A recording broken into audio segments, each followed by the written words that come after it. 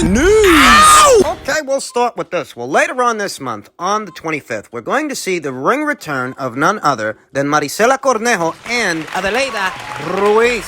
They're going to be fighting on the 25th of this month in a card set to go down Pico Rivera, California. By way of Mob Nation Promotions. Marisela Cornejo is going to be taking on Miranda Barber in what is a 6-rounder. This will be Marisela's first fight since having lost that one-sided decision to Alma Ibarra. It's a pedestrian level opponent. Miranda Barber is.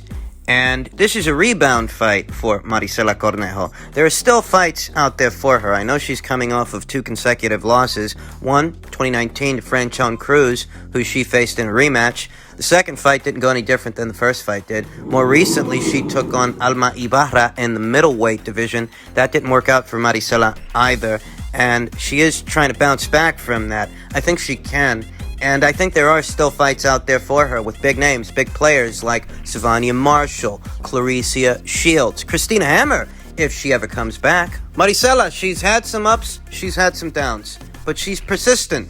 And on a long enough timeline, persistence pays. Comes to unbeaten Adelaida Ruiz, who campaigns in the super flyweight division. She's going to be taking on seasoned journeywoman Nancy Franco de Alba, A veteran of 35 professional fights. I think a considerably better opponent than the opponent that Marisela Cornejo is going to be facing up there in the middleweight division.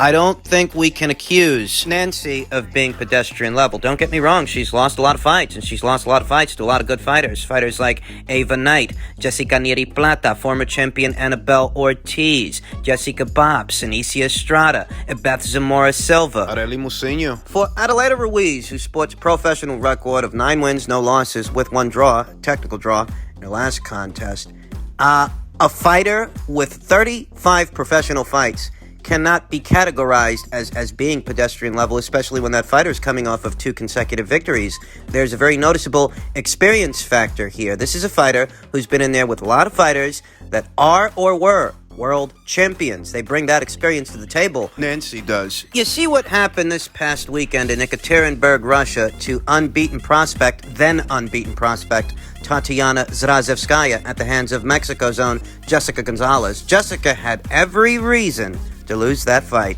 but she didn't. Jessica had less pro experience than Nancy does ahead of this fight with Adelaida. I'm not telling you to bet against Adelaida. I'm not telling you to bet on Nancy. I'm just telling you you should have a closer look at the fighters before you jump to any conclusions, because things can look a certain way on paper and play out very differently in real life, in real time. I've seen Adelaida Ruiz in action. She's very good, exhibits a lot of promise, has genuine dog in her, and is a heavy-handed puncher. I'm going to have to get a look at Nancy to see what she's working with, what she's capable of, before I make a prediction. You can look at those 14 losses and tell yourself that this is a fighter that's accustomed to losing fights. That's one way to look at the fight. You can look at those 14 losses and tell yourself that, you know what, this is a fighter that ain't got nothing to lose, and that's how they're going to go in there. Perhaps that makes that fighter more dangerous. It's a double-edged sword. And that you have to be at a certain level to beat this fighter. Ava Knight, Arely Musinho, Beth Zamora Silva, Jessica Bobbs, Anicia Estrada. I mean, these aren't just any old bodies, you know. These are very talented fighters, and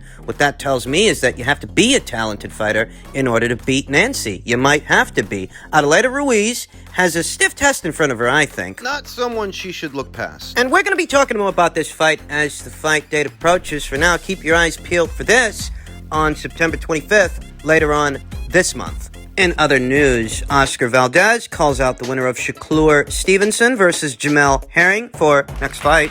Oscar was quoted as saying, "Hopefully we can come back again to Tucson, Arizona with another great fighter. Hopefully it's the one we all want. You guys know who he is," says Valdez. "We all want the winner of Shakur Stevenson versus Jamel Herring. Let's do it. They are great fighters. They are great champions. The best have to fight the best. May the best man win." WBO junior lightweight champion Herring and former featherweight titleist Stevenson are scheduled to fight on October 23rd in Atlanta. The trio of fighters are promoted by Top Rank. Pitting the winner of Herring and Stevenson against Valdez for a unification fight could very well be feasible. If the fighters want to fight, I have no problem putting Oscar in with the winner of Jamal Herring and Shakur Stevenson, said top-ranked boss Bob Harum. Harum later added that the fighters shouldn't make ludicrous purse requests. Some comments from Oscar Valdez post-fight, immediately after the fight. He said, "I've been through a hard week. Sorry for all this ruckus. I'm not a disrespectful man, but Sal, don't be disrespecting me. Don't point at me. This ain't all this, man. I've been through enough," said Valdez. "He's over here yelling in my face. We're grown men. Don't be yelling in my face. He might be upset. Of course you want to be a world champion, but don't point at me. Don't be yelling in my face. I've been through enough." This week, man, it makes the fight complicated when someone is trying to run the whole fight. I'm trying to put on a good show for my fans. Give the fans what they want, which is a good fight. If he wants to run, you can't win a fight running like that. We won the fight, we did what we had to do, and it's on to the next chapter. And, we're gonna try to address all this stuff one at a time. First things first. He ran the whole fight? Robson Sal didn't spend all of that fight on the go. He didn't spend all of that fight on the fly. He didn't spend all of that fight running, as Oscar put it. And the evidence of that is on Oscar's face, was on Oscar's face post-fight. I mean, all that bruising. All those cuts, bumps, and scrapes. Was there some other guy in the ring with you too that was punching you in your face? Because, unless I'm mistaken, all those cuts, bumps, and scrapes are cuts, bumps, and scrapes that you suffered at the hands of Robson Sal. You can't accuse that guy of running the whole fight. What you can accuse him of is laying off after the half, after the midway point of the match, because from where I was sitting, that's what it looked like to me. It looked to me like in the first 5 or 6 rounds, Robson Sal was a man alive, taking it to the champion. He wasn't waiting for Oscar Valdez. He wasn't reacting to what Oscar Valdez was doing. He was initiating the exchanges by shooting his jab and following up. Controlling Oscar. Keeping him at the end of that jab, following up with shots. Keeping Oscar out of Oscar's sweet spot. Keeping Oscar out of Oscar's striking distance, because Robson Sal is the taller, longer fighter. Talked about this in my post-fight recap and how after 5 rounds, I had this thing scored 4 rounds to 1 in favor of Robson Sal, and that 1 round I gave to Oscar was a swing round. You could have swung at the Robson. You could have swung at the Oscar. I chose to swing at the Oscar because I figured that's what the judges are doing, and that's what they did. Robson took the initiative in the first half. He didn't wait, and he wasn't running. He was effectively taking it to the champion, whereas in the second half of the fight, he laid off, his back is against those ropes, circling away from Oscar Valdez, fighting a more reactionary fight. And look, we've been all through that. The bottom line here is, Oscar Valdez is in no position to accuse Robson of running the whole fight. Your face don't look like that because he was running the whole fight. Oscar's got a lot of knife. He does. Accusing this guy of running the whole fight. Well, his face looks the way that it looks after the fight. He's got a lot of knife, but the most accurate way to put it is that Robson got off to a very strong start, amassed an early lead. After the half, he gave it away, and that should come as no surprise to anyone because Robson, before this fight, he'd never fought 12 rounds before. He burned through a lot of energy in those first 5 rounds. He wasn't completely gassed after 6, but he wasn't showing the same initiative that he was in the first 6, that he showed in the last 6. In the last 6, he spent a good portion of the last 6 on the fly, on the run. It's neither here nor there because Oscar's detractors, they're going to bring this fight up moving forward every chance they get. They're going to bring up this fight. They're going to say he got a gift decision. They're going to bring up the performance-enhancing drug scandal as well. They're going to bring that up. I mean, there's a lot of misplaced outrage in association with Oscar Valdez's case because the Pasquayaki tribe observes the WADA protocols, not the VADA protocols. So this idea that the fight should have been scrapped, the fight should have been canceled, it's virtue signaling from people that don't read the fine print. In all actuality, the Pasquayaki tribe was well within their rights to allow the fight to go on because, based on the rules, Oscar didn't break any. Based on WADA's rules. Which they observe. Phentermine is not a banned substance out of competition. And by that reckoning, there was no reason to cancel the fight. What should have happened is that the Pasquayaki tribe allows the fight to go on, but it goes on without the WBC's sanction, without the WBC title. I've said it before, and I'll say it again. The WBC should have stripped this guy because the Pasquayaki tribe, and whatever it is they observe, has absolutely nothing to do with the clean boxing program. You co-run that program with VADA, and VADA's telling you, based on their list, this guy's got a banned substance in his system. And while you might not have the teeth to stop this fight from happening. What you can do is strip him of that title. WBC chose not to do that. They are once again playing favorites, and it's obvious. Never mind what protocols the Pasquayaki tribe observes. It's not your concern. Your concern is the clean boxing program, which you co-run with VADA. And when VADA tells you, based on their banned list, not WADA's, when they tell you this guy's got a banned substance in his system, you don't do nothing about it. You let him keep that belt. You're an enabler. I think it's been a very stressful week for Oscar Valdez, trying to clear his name. It has. Well, if I'm being honest with you, I don't believe his story. I don't believe his story for a second. Because if the banned substance that was found in his system came from some kind of tea that he drunk that week or, just anywhere around that time, all he had to do was send that particular herbal tea off to VADA's labs and they would have analyzed it for phentermine.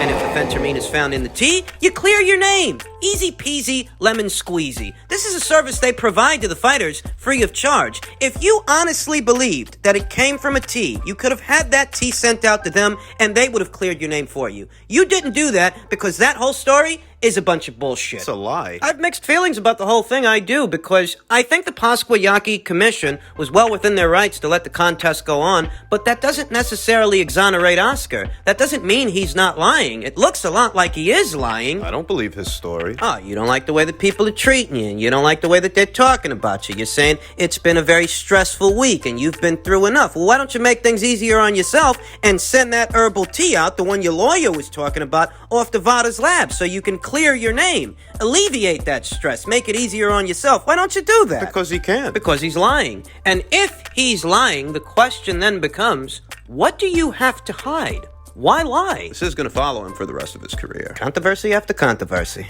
Bob is letting these guys know right now, regardless of who wins Herring versus Stevenson, don't get crazy with the purse demands. What do I think about that? Well, I think the winner of this fight between Jamel Herring and Shakur Stevenson, regardless of who it is, I think they should make more fighting Valdez than what they're making fighting each other, because the Valdez fight is a unification match. Ideally, in facing another champion, you want to make more than you make facing a challenger or something like that. Just kind of a situation, because otherwise, what's the incentive? What's the point? Thus, I think it's only right that the winner of Herring versus Stevenson make more from the Valdez fight than what they're set to make for this fight. It's just a question of how much. Leave that up to the lawyers to decide. Fighters and their teams, it's safe to say that Oscar Valdez would be the A-side fighter in this situation because he sells more tickets than either Jamel Herring or Shakur Stevenson. Oscar wants the fight in Tucson. I don't know how either of these guys are going to feel about that. I don't imagine they want the fight to be there. And Oscar's second home, his neck of the woods. Balls deep in the Oscar Valdez Course Port group. Now, I don't imagine that either Jamel Herring or Shakur Stevenson would prefer to have the fight there, but that is where it might land because that's where the fight might make the most money. Depends. I don't know, maybe they'll do it in Vegas. I do understand where Bob Arum is coming from when it comes to those purse demands and how these guys can't afford to get crazy. You ask for too much money, it creates an environment to where, in order to try to get you the money that you want, they might have to do the fight as a pay-per-view. I mean, that's essentially what happened with Victor Pistol and Terence Crayford. That fight, it didn't belong on pay-per-view, but it ended up there due to the fighters' purse demands in order to try to get those guys the kind of money that they wanted. And if these guys, if they go getting crazy with what they hope to make for the Valdez fight, it creates a similar situation. And I love the fight as a hardcore boxing fan, but as a hardcore boxing fan, I know that I'm more familiar with these guys than the casual observer, the casual boxing fan that really only comes out for big fights. I mean, big fights. It's a great fight, don't get me wrong. It's the biggest fight the super featherweight division has to offer, but it's not an according to Hoyle big fight, a mega fight. I mean, it's not Golovkin-Canelo, it's not Joshua versus Fury, it's not big on that scale. So yeah, the fighters and their teams, they have to be realistic. The division needs this fight, and so do they, for their careers. But don't go asking for the moon and the stars. Don't get crazy. On the road to big prices and big paydays, you gotta crawl before you walk. That's what Floyd Mayweather Jr. did. He didn't all of a sudden, after the Gennaro Hernandez fight, start making buku fucking dollars. He had to earn his way, and I think a lot of people overlook that. Think about the fight regardless of who the winner is, whether it's Jamel Herring or Shakur Stevenson, I think either one of them could give Oscar Valdez a lot of problems because of what Robson Conceição just did. He just gave Oscar a lot of problems. Robson, he's an orthodox fighter, leads with his left. Whereas these two guys, they're southpaws. They lead with their right. They're both jabbers, both stick and move fighters, the way that Robson's a stick and move fighter. Either one of these guys got the capability to make Oscar look bad. But it's not enough to just make him look bad. Robson did that. Still wasn't enough to secure the victory. Still wasn't enough to secure the decision. No. It's not just making Oscar look bad. It's actually controlling the fight to win the fight. And that requires a delicate balance of knowing when to take it to the champion and when to lay off. Both of these guys got an edge, though. They're both southpaws, and they're both longer, rangier guys than little Oscar Valdez. As they're moving to their right, they're staying just on the outside of Oscar's jab, his orthodox jab from his left hand. It might be harder to back these guys into those ropes. Because when they shoot their jab, they're already getting to the side of Oscar. If he tries to bull rush you, apply the pressure, and come on strong, it's a bull and matador situation that you can remedy with a couple of pivots and a couple of shifts to keep you back off of those ropes and keep the fight center ring. Don't let this guy push you around. And don't fight a reactionary fight. Don't wait. Don't let Oscar lead the dance. You set the tempo with your jab, keeping him at just arm's length. Just outside his striking distance. Just on the outside of yours. Not just jabs to the head, jabs to the solar plexus, jabs to the midsection. Switch it up. You make it hard for this guy to figure out where to defend himself, where to block the punches. You take it to this guy. Straight shots from the outside coming in. You take a half step back to get out of, just out of, Oscar's striking distance. You gotta remember, both Jamel Herring and Shakur Stevenson, they're both longer, taller fighters than Oscar Valdez that have longer strides. They can get out of range of his punches easier than he can get out of range of theirs. The trick is balance. Don't let yourself start looking like a log being carried downstream. Don't let it start looking like it's Oscar that's leading you around that ring, pushing you around. The key is balance, knowing when to take it to the champion and when to lay off. Easier said than done. But isn't everything? It's gonna take balance to beat Valdez.